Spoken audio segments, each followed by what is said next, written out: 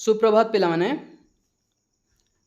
तुम board exam रे संस्कृत श्लोक देइथिबो एवं तार अनुवाद करने को कही थाए से भली केते गुडी नंबर आसी थाए। तेबे आज चल केते गुडी मोस्ट इम्पोर्टेंट सिलेक्टेड संस्कृत अनुवाद जानिबा जोटा कि तुम परीक्षा रे पढ़िबार बहुत संभावना अच्छी। ओके तो चलो स्टार्ट करिबा। तो देख श्लोक 2 रे अछि भृतैर्मगध राजस्य स्निग्धैः कन्यानुगामिभिः धृष्टम उत्सर्जते सर्वस्तपोवनगतो जनः। यार ओडिया अनुवाद है मगध राजकुमारी को अनुगमन करुथिबा अनुरक्त अनुचर मानक द्वारा बलपूर्वक एही तपोवनवासी मानक पथरु हटाई दिया जाउछि हैला। तापरे नेक्स्ट देखिबा मु केवल सिलेक्टेड गुड़िक कही कही जाउछि हैला, ताको टिके विशेष भाव रे ध्यान देबो।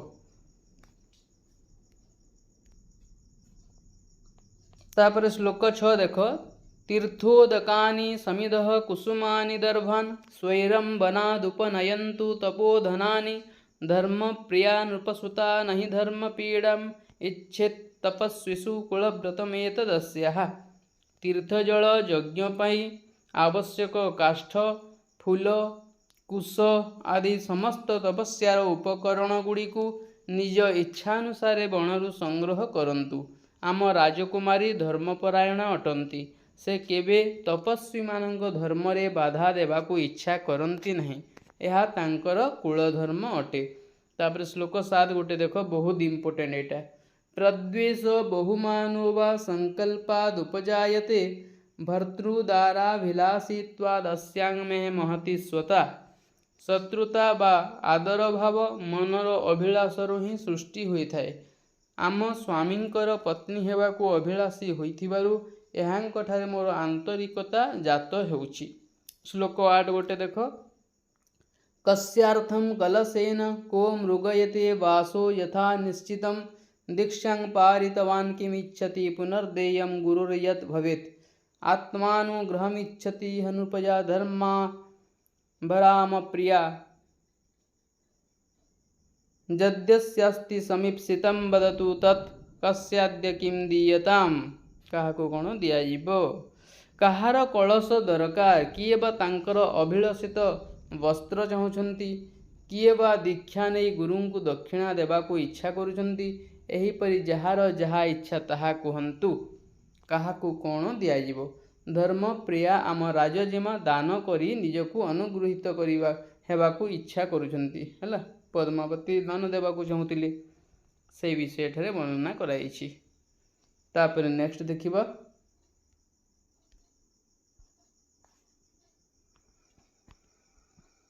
श्लोक 10 गोटे देख सुखम अर्थी भवेद दातुम सुखम प्राण सुखं तपः सुखम अन्यद भवेद सर्वम दुखम न्यासस्य रक्षणम हैला। ए बोली दुई धाड़िया श्लोक प्रायतः आसी थाए। धन दान करिबा सहज, प्राण और तपस्यार फल मध्य दान करिबा सुखकर, अन्य सबु मध्य एहीपरि सुखकर होई पारे, मात्र न्यास रक्षण अत्यंत दुखकर अटे। एटा मोस्ट इम्पोर्टेंट। ए न्यास रक्षण जहाँ किछि क्वेश्चन अच्छी, शॉर्ट क्वेश्चन लॉन्ग क्वेश्चन जहाँ किछि अच्छी सबू इम्पोर्टेंट बुझीगला। ए न्यास रक्षण एटा मन रखिबो। तापरे श्लोक 11 पद्मापति नरपतेर महिषी भवित्री दृष्टा विपत्तिरथये प्रथमं प्रतिष्ठा तत्प्रत्ययात् कृतमिदं नहि सिद्धवाक्यानि उत्क्रम्य गच्छति विधि सुपरीक्षितानि। पद्मावती राजांकर पाटराणी हेबे बोली ज्योतिष माने पूर्वरु कहिछंती। से माने पूर्वरु गणना करी कहिथिबा विपद गुड़िक मध्य घटी जाइछि। सेमानंक कथा उपरे विश्वास करी मु एपरि करिछि, कारण सेही सुपरीक्षित सिद्धवाक्य गुड़िक विधाता मध्य उल्लंघन करि पारंती नाही। तापरे नेक्स्ट देखिबा बाकी गुड़िक तुम मैंने देखिनियो, बाकी जोटा कहूँ ना से गुड़िक मोस्ट इम्पोर्टेंट।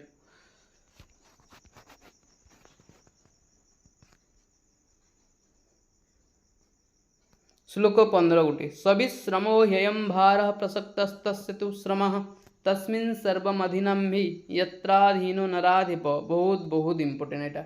मु जो भार बहन करी एटा जोगंधरायण कहते एथिरे विश्राम करा जाय पारे किंतु तांकर श्रम सर्वदा अविश्रांत रूपे चली जहाँको अधीन रे स्वयं राजा रहिचंती तांको उपरे ही समस्त भार रही। कहा उपरे? रुमणमान को उपरे। एटा जोगंधरायण कही मु विश्राम नहीं पारिबी किंतु रुमणमान विश्राम मध्य नहीं पारिबे ना। एही भली भार तांको उपरे दिया जायछि।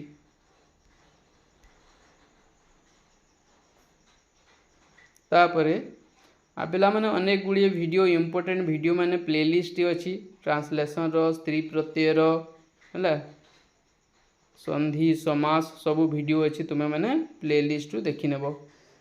श्लोक 20 गोटे देख पद्मावती बहुमतांग मम यद्यपि रूपशील माधुरे वासवदत्तावद्धम न तु तावन्मे मनोहरति।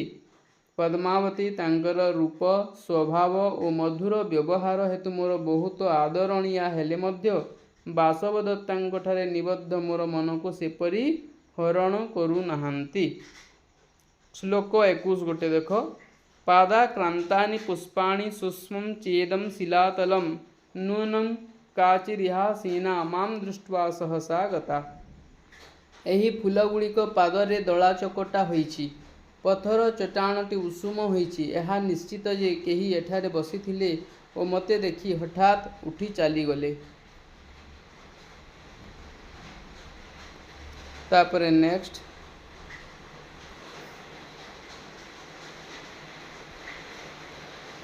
श्लोक 24 देख शरच्छशांक गौरेण वाता विद्धिन भामिनी काशपुष्पलवेनेदं साश्रुपातं मुखं मम। पवन द्वारा संचालित शरत्कालीन चंद्र परि धवल एही काशकुसुम रेणु पड़िबा हेतु हे सुंदरी मोर मुखरे एही लुतक बिंदु झड़ी पड़ुछि।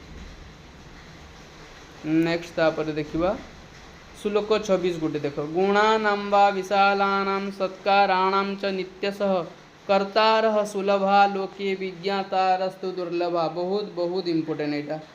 विशाल गुणमानंकर किंबा सत्कार्यर वर्तमान संसार रे बहुत अधिक देखा जाती किंतु यहाँ को प्रशंसा करिवा लोके हेउछंती प्रकृत रे विरल। तापरे नेक्स्ट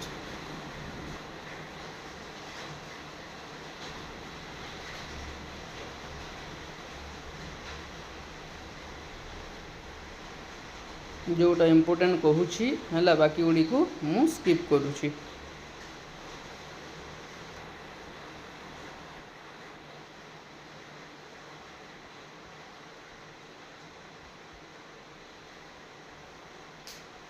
एटा गोटे पिला माने श्लोक 32 गोटे बहु सोप्युपदेशेषु यमामामि क्षमाणया हस्तेन स्रस्तकोणेन कृतम आकाशवादितम। मु बासवदत्ता को बिना शिक्षा देवा बेले से मते अपलक नयन रे चाही रहंती एणे हाथरू तांकर बिना वादन साधन दंड खसी पड़ी थाए सेते बेले से हस्त को केवल शून्य रे वादन करने को अंगुली चालन करुथिले। तापरे नेक्स्ट आमे देखिबा श्लोक 34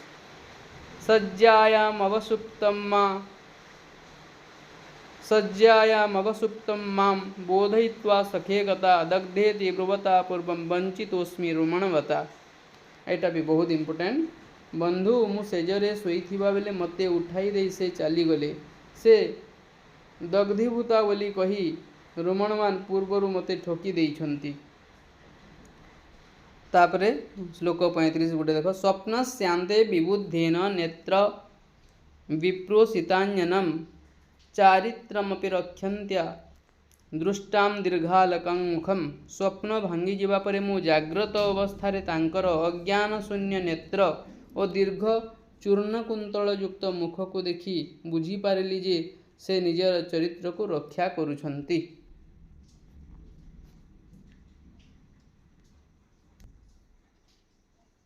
तापरे नेक्स्ट देखिबा 40 नंबर श्लोक गोटे चिर प्रसुप्त कामो में वीणया प्रतिबोधित ताम तु देवीं न पश्यामि यस्या घोषवती प्रिया बहुदिन परे सुप्तावस्था को प्राप्त होइतिबा मोर कामना एही वीणा द्वारा पुनर्बार उद्रेक हैला। किंतु एही घोषवती वीणा जहाँकर प्रिय थिला मु सेही देवी को देखि पारु नाही।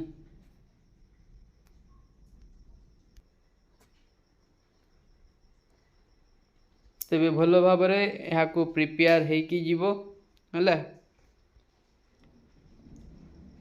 अनेक गुड़िए वीडियो तुमे मैंने प्लेलिस्ट टिके देखी नेब।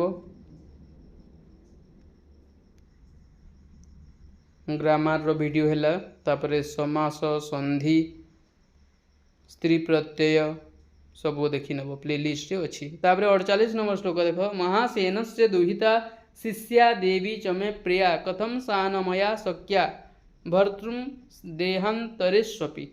राजा महासेनंकर दुहिता वासवदत्ता एकाधारे मोर शिष्या और प्रिया, तेणु तांकर देहांतर घटिथिले मध्य से किपरि वा मोर स्मरणीय न हेबे। तापरे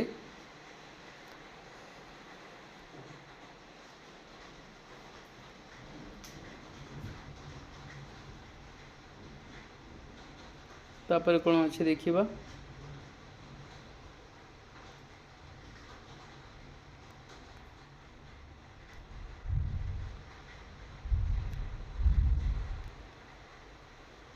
तापर देख रघुवंशम अथ प्रजानाम अधिप प्रभाते, एटा प्रथम श्लोक। जाया प्रतिग्राहित गंधमाल्यम वनाय प्रीत प्रतिबद्ध वत्सा यशो धनुम धेनु ऋषिर मुमोच है। मु संधि करी पढ़ुची।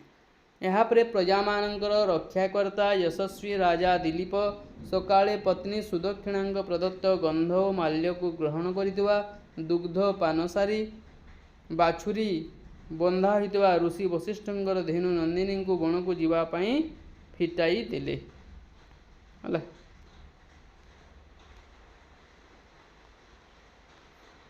तापरे एटा गोटे व्रताय तेनानुचरेण धेनुर्न्यसेधि शेषो प्यनुयायी वर्गः न चान्यस्तस्य शरीर रक्षा स्वीर्य गुप्ता ही मनोहो प्रसूति। गोसेवा रूपक व्रत आचरण पाई बण को जाउथिबारु से अवशिष्ट अनुचर मानंकु फेराई देली। तांकर शरीर रक्षण पाई से अन्य कहार आवश्यकता अनुभव करुनथिली, कारण मनुवंशर दायाद माने निज पराक्रम बल रे ही निज को रक्षा करती है। तापर श्लोक 5 गोटे देख। आस्वादवद्भिः कवलैस्तृणानां कंडूयनैर्दंस निवारणैश्च अव्याहतैः स्वैरगतैः सतस्याः सम्राट समाराधन तत्परोभूत। चक्रवर्ती राजा दिलीप स्वादयुक्त कोमल घासर ग्रास अर्पण पूर्वक आवश्यक समय रे शरीर को कुंडाई दे देहरे बसुथुवा मशा डांस आदि दंशनकारी कीट मानंकु घौड़ाई दे स्वच्छंद गति रे विचरण करुथुवा नंदिनीर सेवारे तत्पर होई उठिले।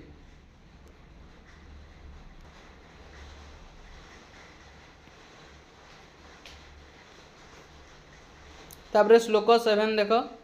स न्यस्तचिन्नमपि राजलक्ष्मीं तेजो विशेषानुमितं दहन आसी दनाविष्कृत दानराजी रंतर्मदावस्थ इव द्वीपेन्द्र। छत्र चामर प्रभृति राजकीय चिन्ह रहित होइथिले मध्य शरीर कांति द्वारा राजलक्ष्मी को धारण करिथिबार अनुमति देउथिबा सेही राजा दिलीप मदजल प्रकाशित न होई अभ्यंतर रे स्थित एक गजराज परी शोभा पाइले। तापरे नेक्स्ट देखिबा।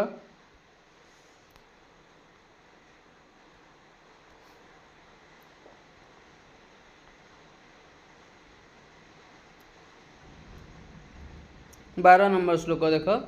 स किचकेर्मारुत पुन्नरंध्रे कुजद्भिरापादित वंशकृत्यं शुश्रावकुंजेषु यशः समुच्चैर उद्गीयमानं वनदेवताभि। ये जो 7 लिखा है ये उद्गीयमानं हेब। सही राजा दिलीप वन मध्य विचरण करुथिबा बेले लताकुंज मानंकरे वनदेवतांकर द्वारा गान करा जाउथिबा निज जश को शुणिबाकू पाइले। सेतेबेले बाउंसर रंध्रगुड़िकरे पवन पशि बंशीर स्वर सृष्टि करुथिला। तापरे नेक्स्ट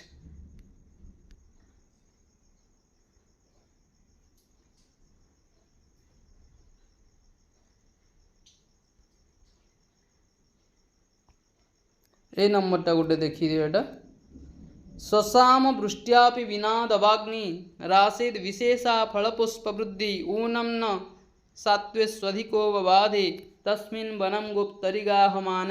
रक्षाकर्ता राजा दिलीप वन मध्य प्रवेश करने मात्रके बिना वृष्टि वनाग्नि प्रशमित होईगला।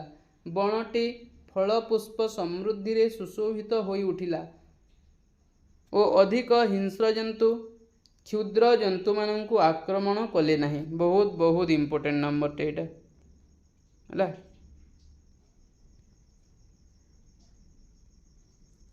तापरे श्लोक 18 देख आपिन भारोद्वहन प्रयत्नात् वृष्टि गुरुत्वाद् वपुषो नरेन्द्र उभावलं च क्रतुरंजिताभ्यां तपोवनावृत्ति पथम गताभ्याम।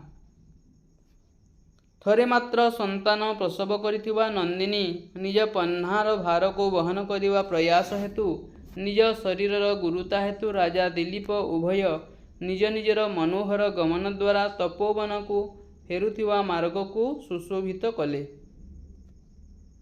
है। तापरे देखिबा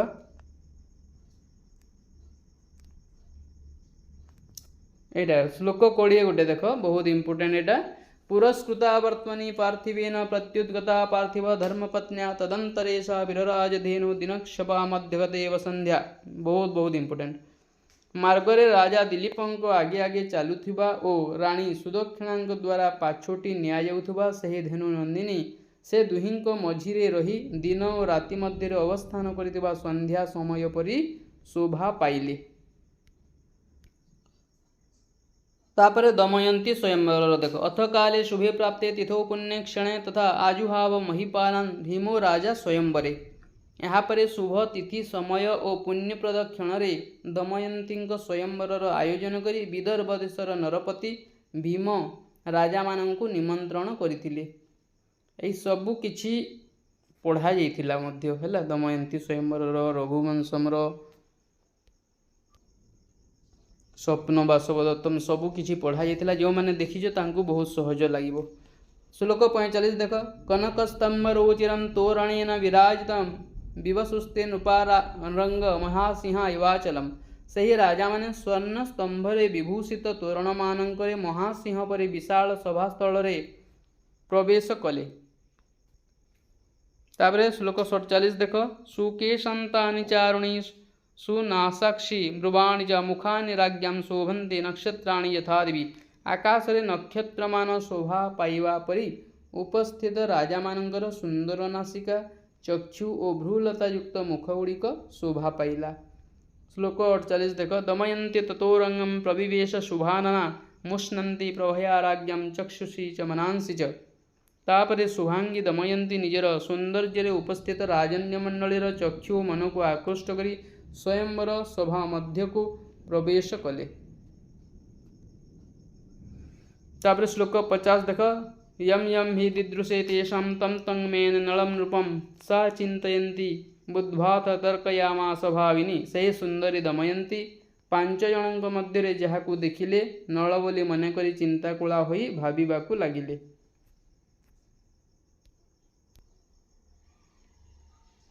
तापरे नेक्स्ट देखिबा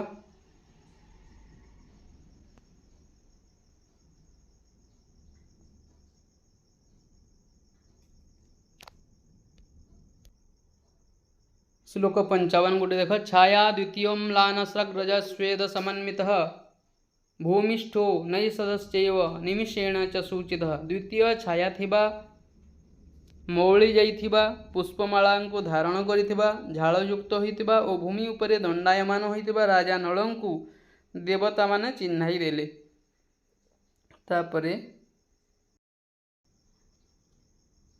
तापरे श्लोक 57 देख देवैर महिषी। तापरे श्लोक 57 देख देवैर महर्षिभिस्तत्र साधु साध्विति भारत विस्मितैरितः शब्द प्रशंसादि भिर्नलम नृपम। हे भरत वंशोद्भव सही स्वयंवर स्थल रे आश्चर्यान्वित राजा नलंकु प्रशंसा करी देवगण और महर्षि माने धन्य धन्य बोली कहिली। तो पिला माने एथिला तुम +2 बोर्ड एग्जाम पाई केते गुडी इंपोर्टेंट सिलेक्टेड अनुवाद आशा करछि वीडियोटी तुम मानक पाई निश्चित सहायक हेबो। समस्त को बेस्ट ऑफ लक। भल भाव में लिखिबो, परीक्षा देव, परिष्कार परिच्छन्न भाव में लिखिबो, कौनसी नंबर छाड़बनी। ठीक अच्छे, वीडियो को गोटे गोटे लाइक करदेव। Thank you.